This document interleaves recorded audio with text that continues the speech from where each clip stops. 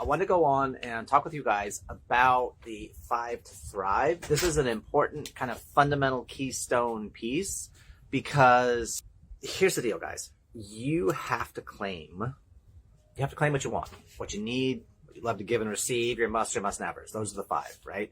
So what do you need? What do you want? What would you love to give, love to receive?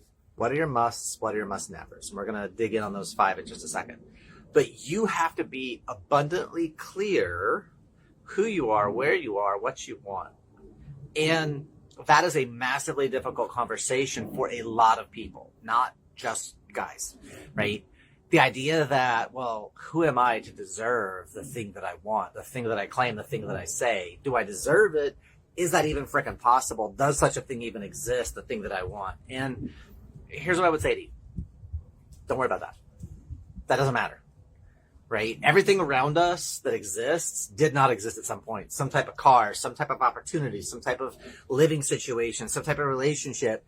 Anything that we create, that we manifest, that we make happen, it started with some idea in somebody's little monkey brain, and they just got obsessed about it. And how do I make this happen? And how can I create this? And eventually they made the invisible visible.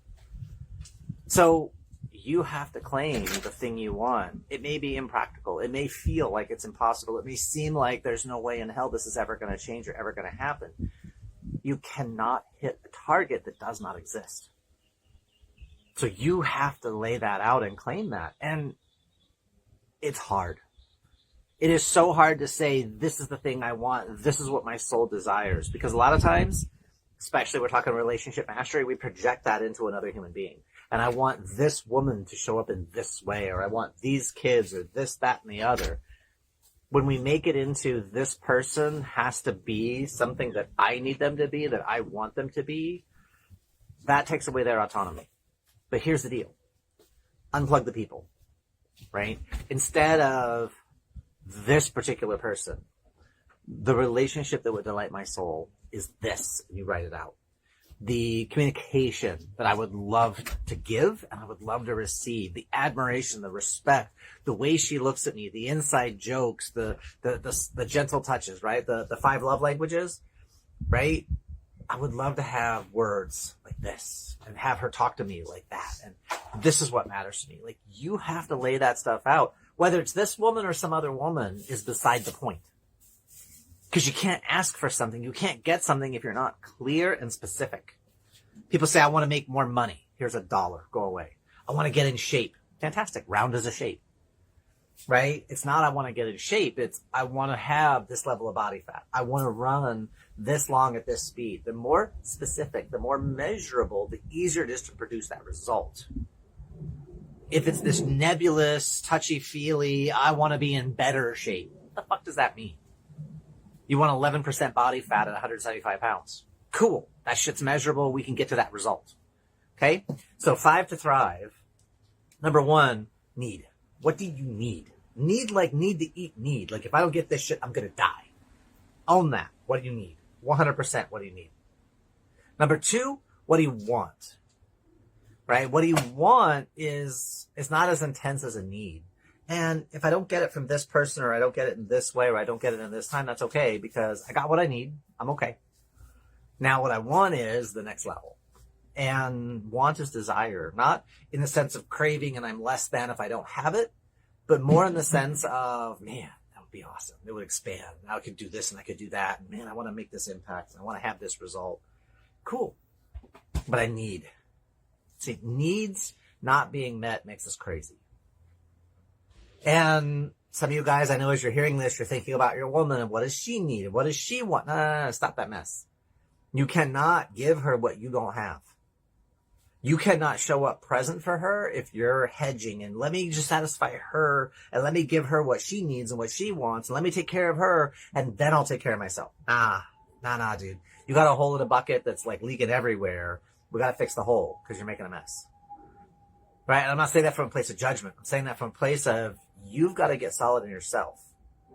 And you cannot make her be the person to resolve your needs. Right? I had a guy request the silent treatment guide, and I sent the text. I have a text that I sent that says, hey, name, Jeremy here. Thanks for checking out the guide. Looking forward to your feedback. And he shoots me a message, and the dude's dealing with Parkinson's, and he's 100,000 in the hole, and his woman left him 2 years ago, and she'll be friends with him until he finds somebody else, and blah, blah, blah. She doesn't want to take care of you, dude. She doesn't want to be your nurse. And he's in such a place of lack, and such a place of, if only she would give to me in this way, then I would feel good and I would feel safe. And all he's doing, he's a taker. He's pulling out of her, and he's facing a really significant health challenge, 100%. Not taking that away from him. But to expect somebody else to show up in your life to be a nursemaid and to take care of you and to validate you and take care of, dude, you're a child. Like, you're so needy. What are you going to give to her? I mean, I hear what you want to take from her. And that's what she's picking up on, is he's a taker, not a giver. Because he's in such a place. I'm in this hole, and I'm stuck, and I'm overwhelmed, and I'm scared, and I'm alone. But if you would just come be with me, everything would be better. And she's like, dude, you're drowning. Why would I hold on to a drowning man who's going to pull me with him? And feminine is about safety. And it's her safety first, not yours. She has to feel safe. So I feel for the guy. And, I recommended he go check out some free resources and go read this book, because he needs to get himself up a little bit, because he's so in a place of scarcity. He's so overwhelmed and so overloaded. Like, I can send him some free content, but he's not in a position to make progress on himself until he comes to terms with, what does he need? What does he want? Because I need someone to fill my gaps. You're fucked, dude. Like, there's no way. Nobody who is healthy and stable and solid is going to sacrifice their life to try to fill your holes. Because then they're dysfunctional if they are. Now, you're doing your thing and you're doing your work and you're making forward progress. Okay. I see you growing. Okay. Now I can be a part of that team. But that's why women don't trust changes. When men start changing and start adapting themselves, women are naturally afraid, because, well, what's the pain that's driving this change? And once the pain goes away, you're going to stop. And who you are is going to go back to who you were. That's why for you guys, it's not about change, it's about growth. I'm growing myself. I'm growing my capacity. I'm growing my ability. I am reaching a new level. Instead of change, just get out of the hole. Growth takes you to that upper level, that higher level of capacity. And I have a podcast. I talk about the whole thing for a half hour. I'll throw that in the group as well, because it's a really good episode on my podcast. Why people don't change and what to do instead. Okay, so what do you need? What do you want? Those are the first two you got to get clear on. Number 3, this is where we get into reciprocity. What would you love to give? What would you love to receive? Because what's going to light you up? What's going to delight your soul?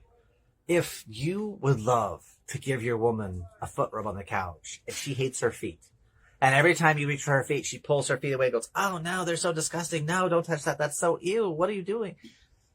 Then you can never fully give the love in your heart, because she's not in a place to receive it.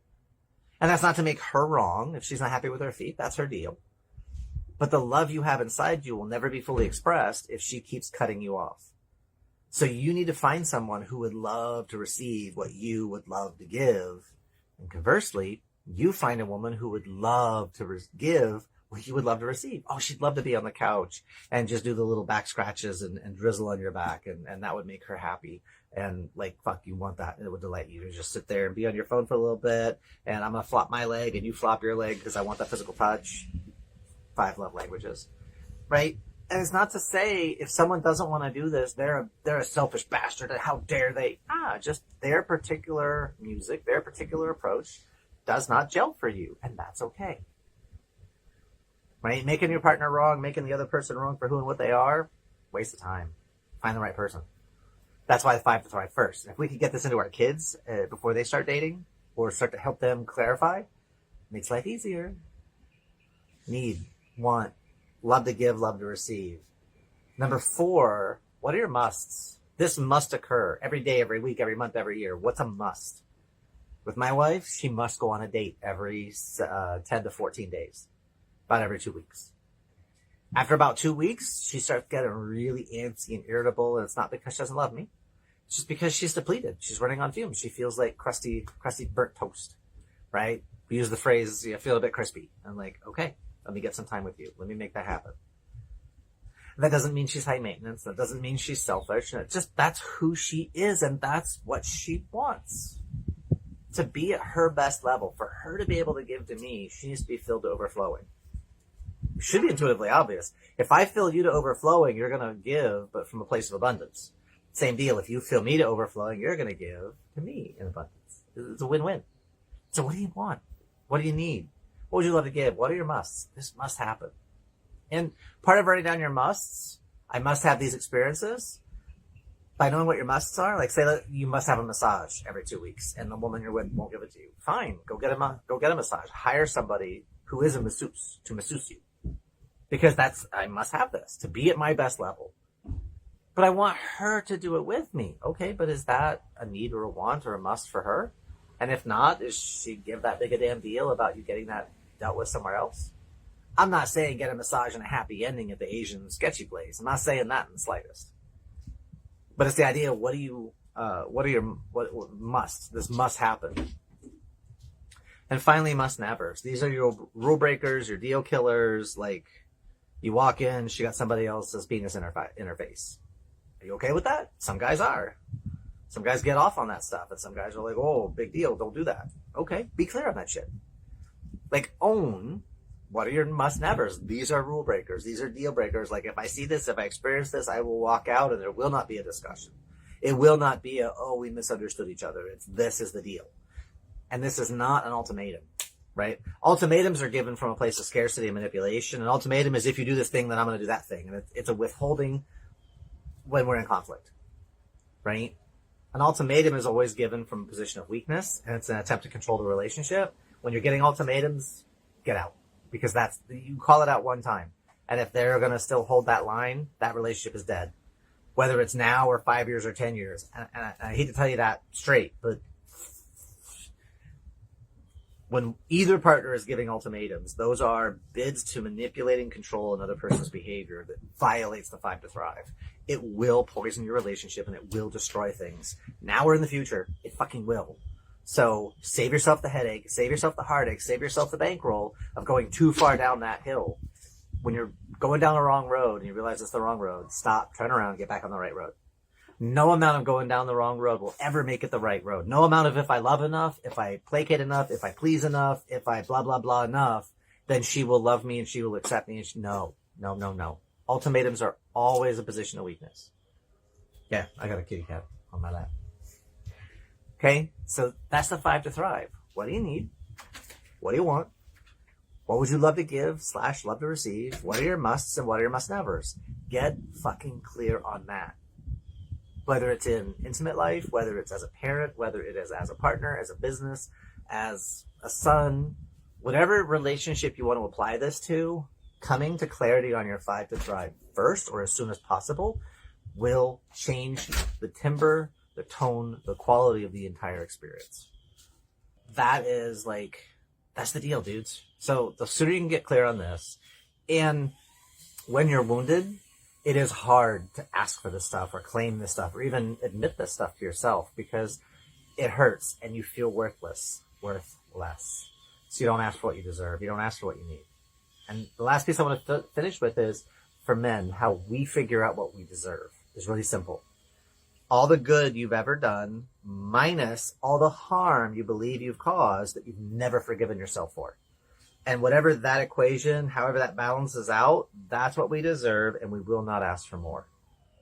And then to really fuck ourselves up, we will not ask for what we need and what we deserve from someone that we judge to have life, love, business, whatever. When we judge someone to have it harder than we do, we won't ask them. Because we're protectors and providers. I'm not going to ask you to provide for me what I judge you not to have. Not I asked you, hey, could you help with this? Would you be willing to? Do you have bandwidth? Are you available? We don't ask. And so we suffer in silence and misery and pain. And we get diminished. Carried to an extreme, we kill ourselves. Men are way better ending our lives than women. So ask. Give somebody else the possibility to say no or say no thank you or say it's not possible. Give somebody else the chance to say what they need or what they want. Okay? So that is what we call the 5 to thrive. Here you go. That is what we call the 5 to thrive. Let me know your thoughts. Let me know your feedback. Let me know your questions, concerns, because it is powerful, my friends. And let me know where you guys are at, what's going on, how this is landing. Remember, You get what you give. When you give a little bit, you get back a little bit. When you give everything, you get back everything. So it's up to you guys to leverage this group to take this experience and maximize it. You got to fucking show up. Ask for what you need. Claim it. Practice it. Those are muscles most guys aren't good at using, so fucking use it. I'm here to serve. I'm here to light you guys up. Let's go kick in the dick and make cool shit happen, okay? All right. See you guys later.